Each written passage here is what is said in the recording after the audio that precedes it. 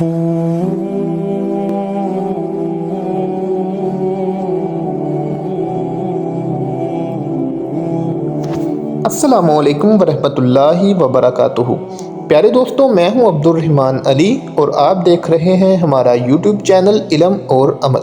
प्यारे दोस्तों, क्या आप जानते हैं कि तारीख़ में एक ऐसा मौका भी आया जब 100 मर्द पीछे हट गए और 400 मुसलमान ख़वातीन मैदान जंग में उतरी।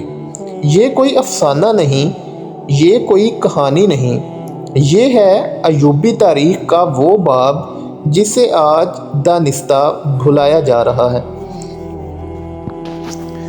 चुनांचे सुल्तान नूरुद्दीन जंगी रहमतुल्लाह अलैह की वफ़ात के बाद जब उनका नौउम्र बेटा मलकुल सालेह मसनद खिलाफत पर बैठा तो सलीबियों और अय्याश मुसलमान उमरा ने उसकी नौउम्री का फ़ायदा उठाते हुए उसे सलाहुद्दीन अयूबी रहमतुल्लाह अलैह के ख़िलाफ़ कर दिया।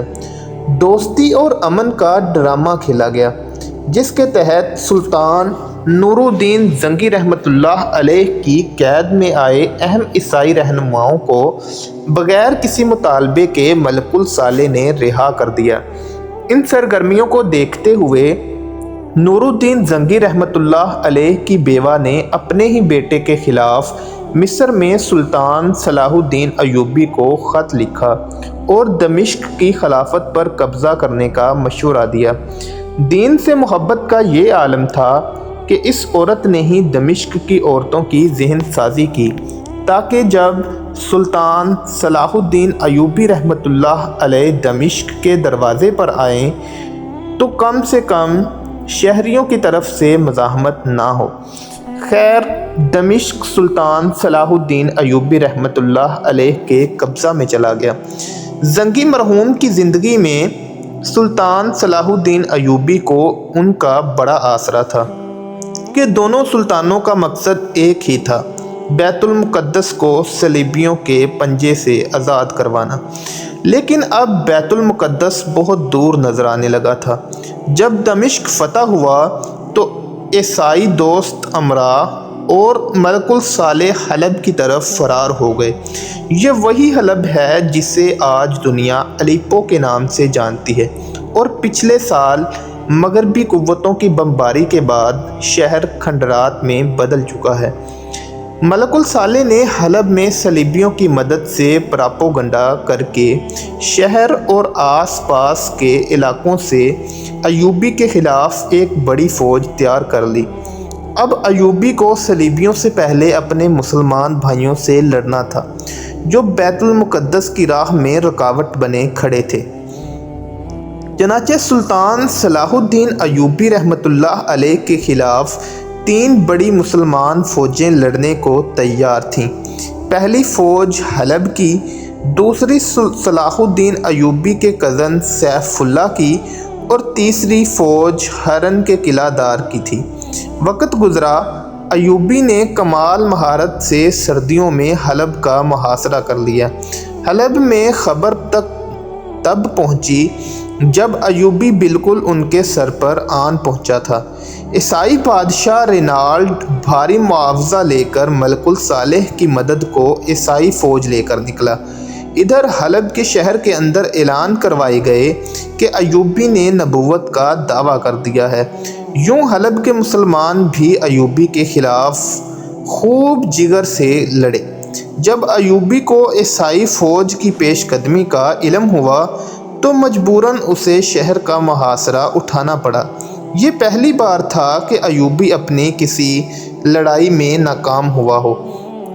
अयूबी का इरादा था कि रास्ता बदलकर ईसाई फ़ौज के अक़ब में जाकर इन पर हमला करेगा, लेकिन जब रेनाल्ड को मुहासरे के इख्तिताम की खबर मिली तो वो भी रास्ता बदलकर मलकुल सालेह से अहद शिकनी करते हुए वापस चला गया। अब तीनों मुसलमान फ़ौजों ने मिलकर अयूबी पर हमला करने की ठानी। अयूबी ने फिर बेहतरीन जंगी चाल चली और इन फ़ौजों को हलब से कुछ दूर एक पहाड़ी सिलसिला में लाकर लड़ाने का फ़ैसला किया। अयूबी ने अपनी फ़ौज को इस पहाड़ी सिलसिला में एक दर्रा के बाहर खैमा जन कर दिया।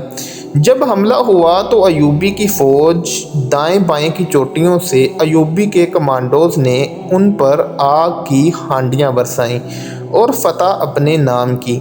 حملہ آور فوجوں میں سے حلب کی ایک ریزرو فوج نے پہاڑی سلسلہ کی دائیں جانب سے عین اس وقت حملہ کر دیا جب پہلے سے حملہ آور فوج پہاڑی درے میں آتشی تیروں اور ہانڈیوں کی زد میں تھی۔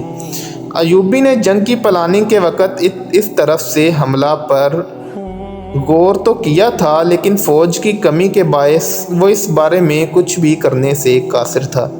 یہ حملہ جیتی ہوئی بازی کو شکست میں بدل دینے کے لیے کافی تھا، لیکن عین اسی وقت 500 گھڑ سواروں کا دستہ کہیں سے مدد کو آن پہنچا، جس میں 400 خواتین تھیں اور 100 مرد۔ ایوبی، جو کہ قوم کی بیٹیوں کو میدان جنگ میں لڑانا معیوب سمجھتا تھا، اس نے جب انہیں واپس پلٹنے کو کہا تھا تو انہوں نے صاف انکار کر دیا۔ ایک مرد نے ایوبی کو ایک خط دیا جو نور الدین زنگی رحمۃ اللہ علیہ کی بیوہ کا تھا، اور اس میں لکھا تھا کہ میرے بھائی ایوبی، میں جانتی ہوں کہ تم بیٹیوں کو میدان جنگ میں لے جانے کے حق میں نہیں، لیکن اگر تم نے انہیں واپس بھیجا تو دمشق کے مسلمانوں کے دل ٹوٹ جائیں گے۔ ان کے جذبہ جہاد کی قدر کریں۔ یوں ایوبی نے انہیں لڑنے کی اجازت دی اور دائیں جانب سے حملہ آور حلب کی فوج پر ان 400 خواتین مجاہدین بہنوں کے ساتھ حملہ کر دیا اور فاتح ٹھہرا۔ اسی جنگ کے بعد ایوبی نے اپنے کزن سیف اللہ، جو کہ میدان جنگ سے فرار ہو چکا تھا، کو خط لکھا کہ جس میں اس نے یہ جملہ بھی لکھا تھا: تم پرندوں سے دل بہلایا کرو، سپاہ گیری اس آدمی کے لیے خطرناک کھیل ہے جو عورت اور شراب کا دل دادا ہو۔ وجہ یہ تھی کہ فتح کے بعد سیف اللہ اور حرن کے قلعہ داروں کے خیموں سے سینکڑوں رقاصائیں اور خوبصورت پرندے ملے تھے۔ امت کے غداروں سے لڑنے کے بعد ایوبی نے فلسطین کا رخ کیا اور جناب عمر رضی اللہ تعالیٰ عنہ کے بعد واحد امیر بنا جو بیت المقدس کا فاتح ٹھہرا۔ آج بھی بیت المقدس کسی ایوبی کی راہ تکتا ہوگا، لیکن اب امت میں ایک بھی ایوبی نہیں، جبکہ ملک الصالح اور سیف اللہ جیسوں کی بہتات ہے۔ مسلمان نوجوان، عورت، شراب اور دنیا کی رنگینیوں میں کھوئے ہوئے ہیں۔ کہیں بلند عمارتوں کا مقابلہ ہے تو کہیں محفلوں میں کھڑی گاڑیوں کی تعداد کا۔ شاید ایوبی کا پیغام آج کے مسلمان حکمرانوں کے لیے بھی ہے کہ تم پرندوں سے دل بہلایا کرو، سپاہ گیری اس آدمی کے لیے خطرناک کھیل ہے جو عورت اور شراب کا دل دادا ہو۔ پیارے دوستو، ویڈیو پیاری لگی ہو تو ویڈیو کو لائک، شیئر اور چینل کو سبسکرائب لازمی کر دیں، اور ایسی مزید ویڈیوز دیکھنے کے لیے بیل آئیکن کو پریس کر دیں۔ فی امان اللہ، جزاک اللہ خیرہ۔